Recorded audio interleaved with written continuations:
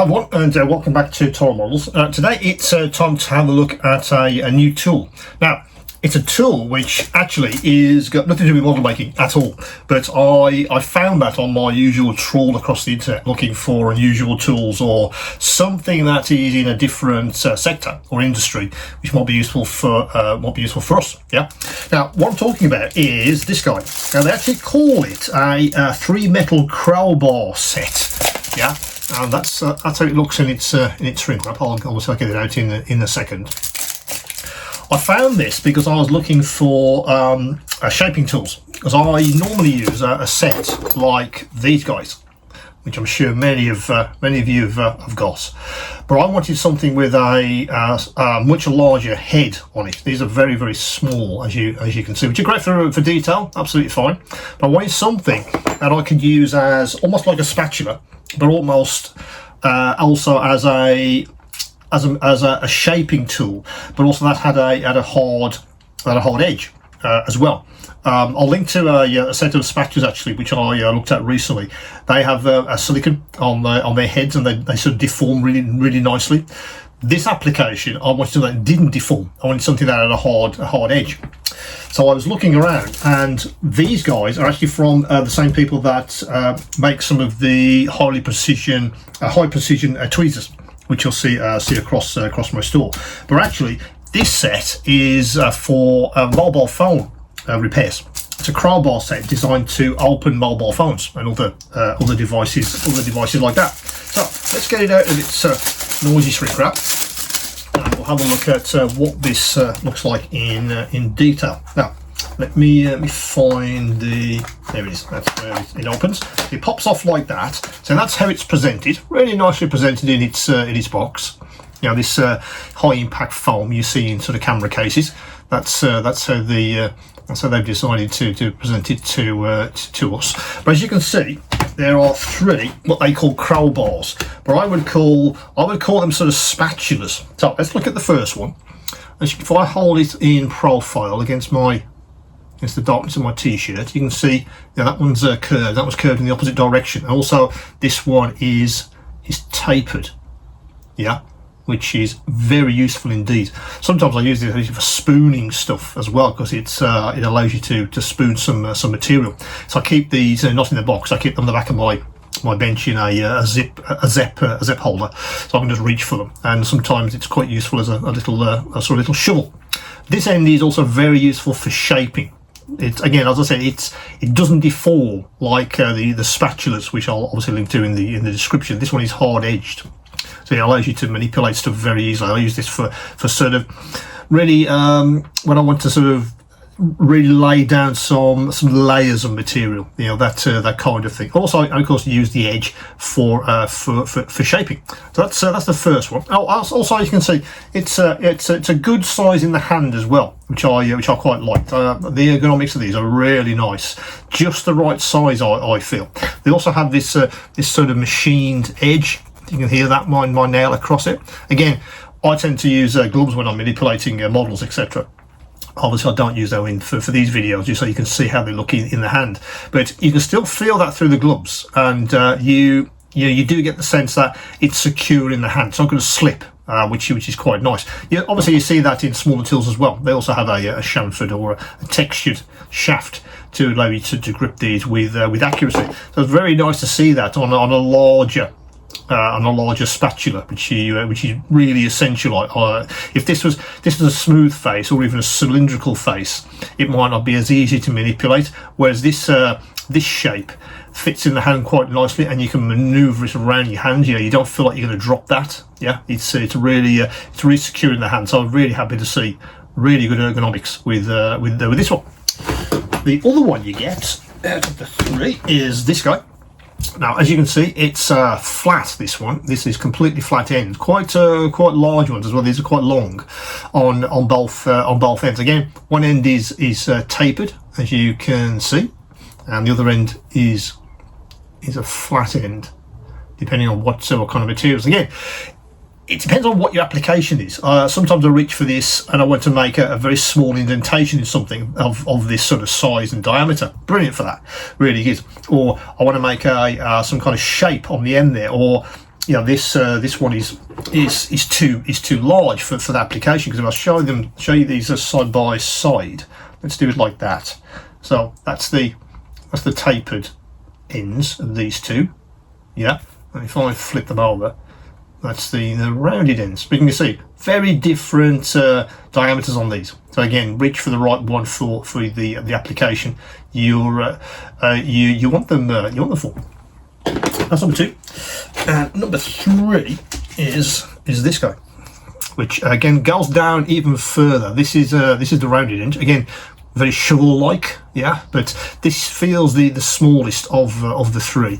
And if I show you that one, it's in the camera. It's in camera. That's a very pointy end, so careful. That's quite sharp. You can do some damage with that. But it has this diamond shape on the end. Again, that could be an application for you, depending on the material you're trying to move around. Now, speaking of materials, what I have done is let's get some of my air dry clay. This is the one I prepared earlier, so I didn't have to waste your time while I got it out of the box. So let's put that away. Let's have a swig of tea. Hang on a sec. That's better. Right, so this air drying clay. For instance, if we were trying to manipulate something like this for a diorama, it deforms really well, you know, with these kinds of tools. You know, you can smooth this, you can indentate it, you can use the edge to put some kind of surface detail in that, that kind of thing. Use the large one if you really want to smooth it out and get maybe a different kind of shape. So you can see that's moving to a different shape. I could fold this over using that large edge, and then carry on manipulating it. Likewise, if I wanted, as I say, something maybe it was not as wide, something a little bit narrower. So if I had a job like that, for instance, again, I could use this end for indentations, that edge, of course, and again to smooth over. Sometimes you want something that's a little bit smaller, so you get more accuracy, particularly when you get down to the details. Yeah, flip it over, and you've got a slightly different edge again for making different kinds of indentations in whichever material you're trying to manipulate. And then of course you go down to even smaller with say this guy, the one that's got the real pointy end, and you can draw across materials like this to get maybe texture. That's that kind of thing. Particularly with dioramas, brilliant for that kind of thing. But I would say also, if you're filling gaps or spaces on model parts, etc., this guy could be quite good. Whatever your go-to material is, milliput or something like the thermoplastic beads, which I've just started to put on the store. You might want to use this very pointy end once it's in situ, and then just draw that across to make sure it's filling the entire gap that you're filling on your model seam or whatever it happens to be. Again, flip it over, and you've got a smaller head for doing whatever kind of manipulations you feel are appropriate. So I just felt when I saw them, I thought they look very, very interesting indeed. I just wondered if they had an application for us, and absolutely they do. As I say, they come out of the mobile phone marketplace. You can kind of see why they're called crowbars. These various shapes to crowbar open phone cases and all the kinds of devices. But for our application as manipulators, as spatulas or whatever, that kind of thing, I think they're absolutely ideal for that kind of application. And because the size is also quite nice as well. So if I compare it to maybe what we would call a standard one, you can see they're slightly longer, which is, I think, quite nice. Not an issue for me because I have very small hands, so these guys still work for me, absolutely. And I do reach for this because it's got a slightly different shape again. Yeah. Sometimes I'll want this one with that particular end on it, for instance. But having used these guys on a diorama recently, very useful indeed to be able to reach for those because of the different head sizes and also the slightly different shapes on the ends of these things as well. Again, it's all about matching the tool to the application. Yeah, I was taught that a long time ago. Right tool, right application, and you won't have any issues at all. I think over time, I'm certainly going to use these more and more, I feel, particularly when I'm getting into manipulating different kinds of materials. I haven't tried these with glues yet, like that one, for instance. This is the large one. How does this perform when I'm trying to lay down, say, some kind of, say, epoxy resin, or other kinds of adhesives, for instance, which I sometimes use, which I think will be ideal because, again, because this is some kind of anodized aluminium material, very easy for cleanup afterwards, particularly with adhesives. Yeah, a bit of ISO, it's nice and clean. Unlike other materials like plastics or maybe some kind of malleable material, which isn't very easy to clean up afterwards, particularly when you're using adhesives.